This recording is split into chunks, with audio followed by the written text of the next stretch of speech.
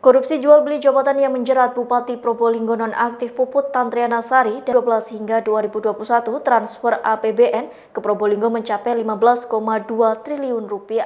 Selain Kompas Petang, Saudara, Komisi Pemberantasan Korupsi memastikan telah melakukan operasi tangkap tangan terhadap menangkap suami Puput yang juga anggota DPR RI dari fraksi Partai Nasdem, Hasan Aminuddin. Kasus korupsi vaksinasi berbayar di Sumatera Utara melibatkan 4 orang tersangka dan untuk mengetahui perkembangan terbaru terkait proses penyelidikannya, sidang tuntutan terdakwa kasus korupsi Jiwasraya Joko Hartono sudah ada koresponden CNN Indonesia Arman Helmi. Selamat malam Arman. Ini kisah para pejabat yang merendahkan dirinya, yang menghamba harta benda dan menjadikan negara dan rakyat sebagai sapi perah belaka. Saat kita semua menahan diri untuk melakukan ini dan itu, yalah beberapa politikus dan pejabat kita malah tetap bernafsu untuk nodong sana-sini, ngutil sana-sini. Saat kita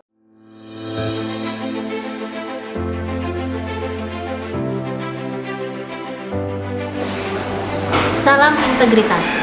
Saya Isyana, Tunas Integritas dari kantor cabang Tasikmalaya.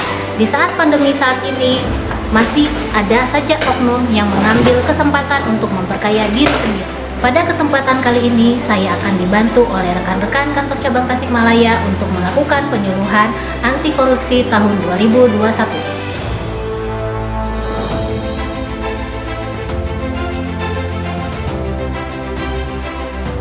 Undang-Undang Nomor 31 Tahun 1999 tentang Pemberantasan Tindak Pidana Korupsi sebagaimana yang telah diubah dengan Undang-Undang Nomor 20 Tahun 2001. Undang-Undang 20 tahun 2001 adalah tindakan melawan hukum dengan maksud memperkaya diri sendiri, orang lain, atau korupsi yang berakibat merugikan negara atau perekonomian negara.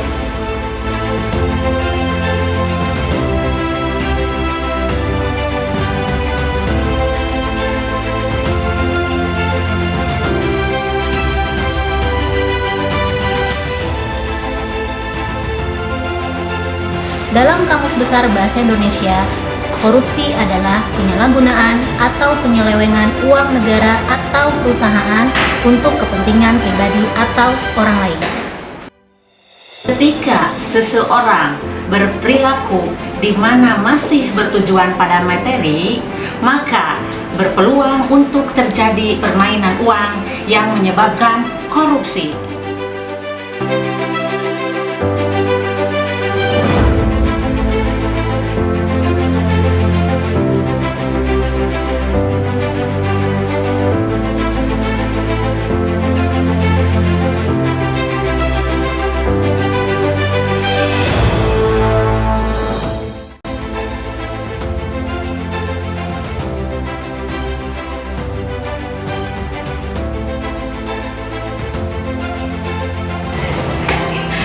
Hal-hal yang dapat menyebabkan tindak korupsi.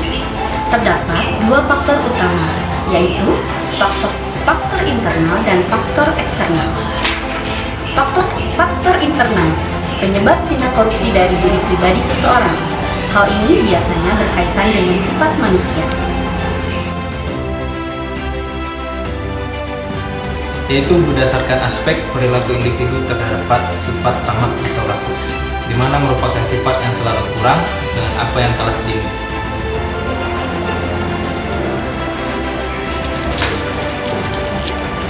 Dan berdasarkan aspek sosial, lingkungan seseorang yang memberikan dorongan serta dukungan untuk melakukan tindakan korupsi juga mempengaruhi seseorang untuk bertindak korupsi.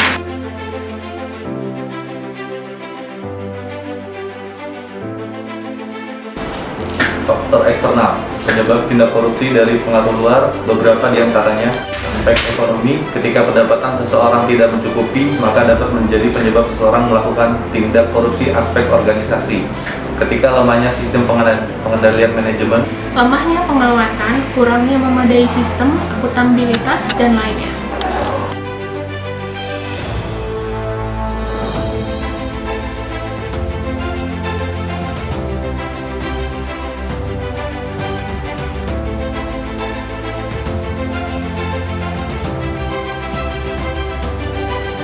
Menurut teori segitiga fraud atau fraud triangle teori, kecenderungan seseorang melakukan korupsi disebabkan oleh 3 faktor.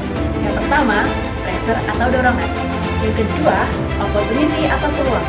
Dan yang ketiga, rationalization atau pembenaran.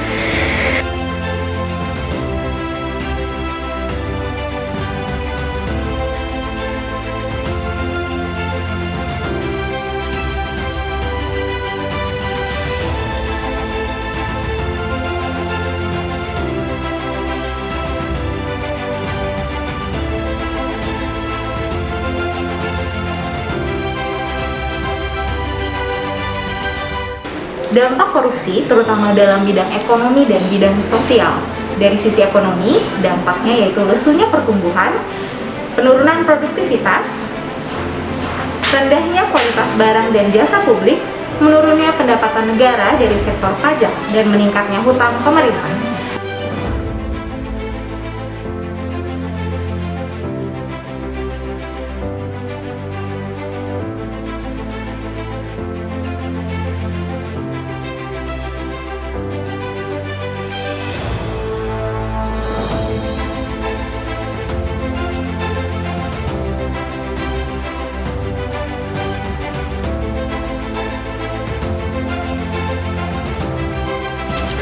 Sedangkan untuk sisi sosial, bahwa korupsi merupakan penyebab kemiskinan tercermin dari mahalnya harga jasa dan pelayanan publik.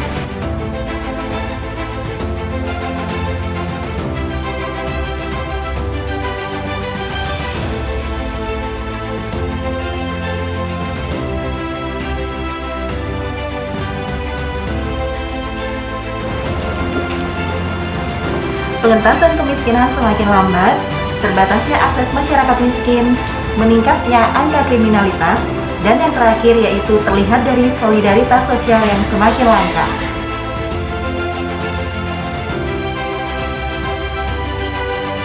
Kerugian akibat korupsi tidak hanya sekedar keuangan negara atau biaya eksplisit korupsi, melainkan juga dampak korupsi terhadap alokasi sumber daya yang tidak optimum atau biaya implisit korupsi. Kerugian keuangan negara atau pemerintah akibat korupsi pada dasarnya hanyalah sebagian dari kerugian korupsi terhadap perekonomian. Secara definisi, negara terdiri dari 3 komponen. Yang pertama, pemerintah, yang kedua, dunia usaha, dan yang ketiga adalah masyarakat atau rumah tangga. Dengan demikian, kerugian keuangan negara akibat korupsi pada dasarnya hanyalah sebagian dari dampak korupsi terhadap perekonomian negara. Mengingat kerugian korupsi pada sektor bisnis dan kerugian korupsi pada rumah tangga belum diperhitungkan. Muncul sebuah istilah biaya sosial korupsi. Pada dasarnya, biaya sosial korupsi adalah besarnya dampak korupsi terhadap perekonomian negara. Biaya sosial korupsi tidak hanya mencakup kerugian keuangan negara atau pemerintah, tetapi juga kerugian akibat korupsi yang dialami masyarakat dan kerugian akibat korupsi yang dialami oleh dunia usaha.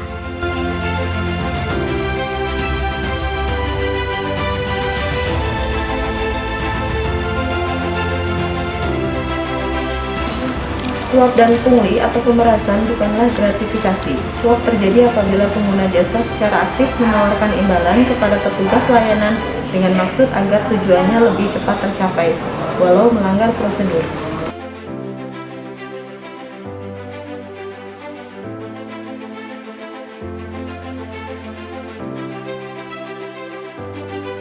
Pemerasan terjadi apabila petugas layanan secara aktif menawarkan jasa atau meminta imbalan kepada pengguna layanan dengan maksud agar dapat membantu mempercepat tercapainya tujuan si pengguna jasa walau melanggar prosedur.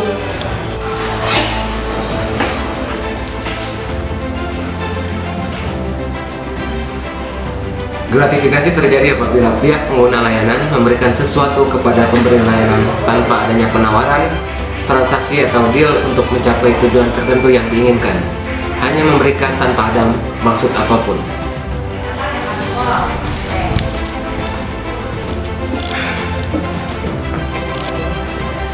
Dalam kasus suap dan pemerasan terdapat kata kunci, yaitu adanya transaksi atau deal di antara kedua belah pihak sebelum kasus terjadi. Sedangkan dalam kasus gratifikasi tidak ada.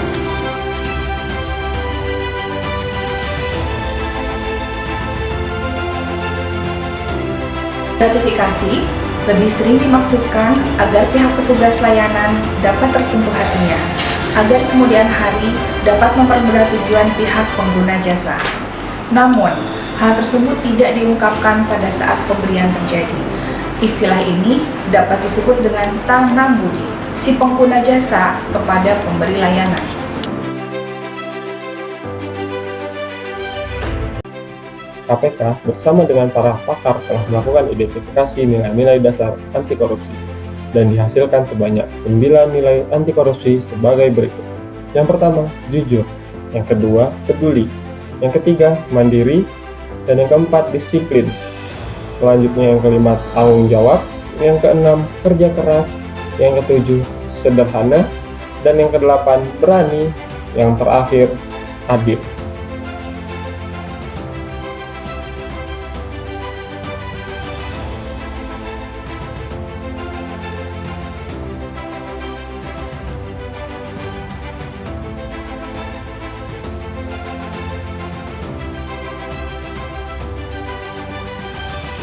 Yang pertama, menurunkan tingkat korupsi. Kita kaitkan dengan indeks persepsi korupsi atau IPK. Kita tidak mempersoalkan metode apa yang digunakan. Tapi dari IPK itu menjadi cermin bersama. Perbaikan IPK memerlukan waktu panjang dan komitmen bersama. Sasaran strategi yang kedua adalah efektifnya penegakan hukum bidang tindak pidana korupsi. Ketiga adalah terbangunnya integritas pemerintah, masyarakat, dan swasta. Serta keempat, terbangunnya hubungan mitra kerjasama yang efektif.